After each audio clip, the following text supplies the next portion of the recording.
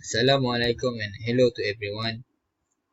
We are from Group ESA who would like to explain to you guys about Chapter 6 in Management of Technology subject, which is Technology Strategy.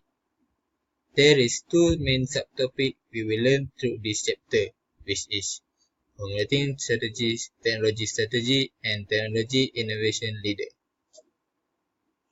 For Formulating Technology Strategy, there is 8 keys of strategy. The first is identify the mission, vision and goals. Second is know the firm posture. Third is make aggregate project plan. Fourth is decide an acquisition and organization. The fifth is make resource allocation. The sixth is to lead the innovation effort. The seventh is to set up evaluation method. And the last is to choose market strategy. Next, we will go more deeper about these 8 keys of strategy. For the first one, identify mission, vision and goals. Mission is a big picture of what you want to achieve. Mission also can be described as why it exists and what it does to achieve its vision. The next is vision. Vision is a general statement of how you will achieve the mission. Vision also can be described as a long-term view and concentrates on the future. It can be emotive and it's a source of inspiration. The next is goal. Goal is a general statement of what needs to be accomplished to implement a strategy. Next is know firm posture. Firm posture can be described as a scenarios that your company might face and select that is more appropriate to follow. For example, the technology that used in the company. You must know either it is suitable to be used in this area anymore or can be replaced with a new technology. Next is make aggregate project plan. Aggregate planning is an operational activity critical to the organization as it looks to balance a long-term strategic planning with short-term production success. The fourth is decide an acquisition and organization. How and where we will get the required technology and where. We can get the technology within the business operation, from the corporate or company laboratories, and from outside the corporation. The fifth of key strategy is make resource allocation. There is 3 stages of resource allocation. The first is early stage, growth stage is the second stage, and the third stage is end stage. On the first stage, the activities occur in this stage is proper allocation of funding and talent acquisition. On the second stage, which is growth stage, additional employees, training tools, implementation of processes and procedures, and production facilities and equipment. The third stage is end stage. It take the company public, sell your business or take part in a merger or acquisition. The sixth key of strategy is lead the innovative effort. Consideration in leading for innovative are innovation climate, innovation culture, right people, research as team effort, product champion, and performance appraiser. The seventh key of strategy is set up evaluation method.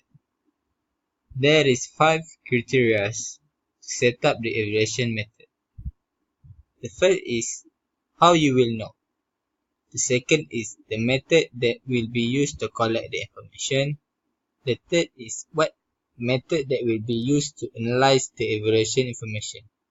The fourth is when you will conduct the evaluation. And the last is describe who is going to evaluate. The last point in technology formulating strategy is choose market entry strategy.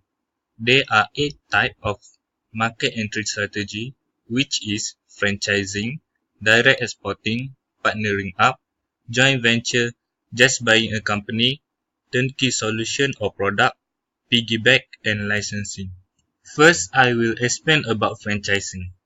Franchising is arrangement where one party, which is the franchisor, grant another party, the franchisee, the right to use its trademark or trade name as well as certain business system and process, which is to produce and market a good or service according to certain specifications. The second one is direct exporting. Direct exporting is a situation in which a company sells its product directly to customer in another country without using another person or organization to make arrangement for them or a product that is sold in this way. For an example, direct export of coffee can help farmers benefit from the full potential of product sale. Next is partnering up. Partnering is almost a necessity when entering foreign market, and in some part of the world it may be required. Partnering is a particularly useful strategy in those markets where the culture, both business and social, is substantively different than your own.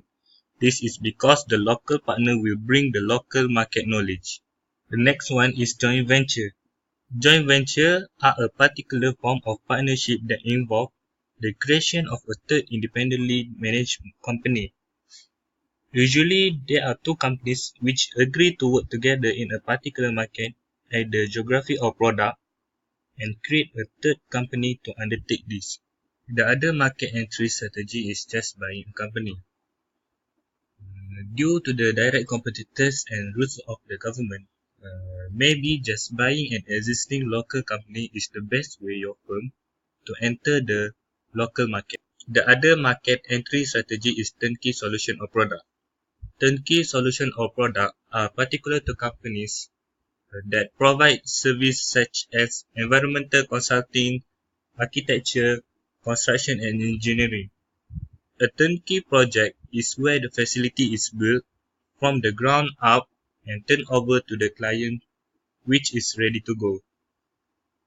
The turnkey solution or product is a very good way to enter the foreign market, which as the client is normally a government, and often the project is being financed by the World Bank, which is the risk of not being paid is eliminated. The next market entry strategy is piggyback. Piggyback is a particularly unique way of entering the international arena.